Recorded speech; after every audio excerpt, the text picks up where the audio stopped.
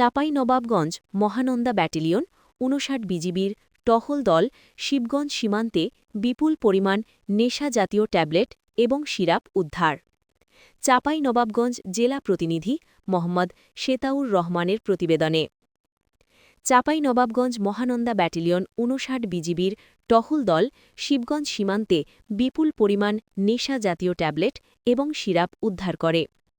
গোপন তথ্যের ভিত্তিতে ১ জানুয়ারি ভোররাত ৩ ঘটিকায় তেলকুপি বিওপির একটি বিশেষ টহল দল সীমান্ত পিলার ১৮০/১ উপজেলার বিনোদপুর ইউনিয়নের ৭৬ বিঘা নামক গ্রামে অভিযান পরিচালনা করে।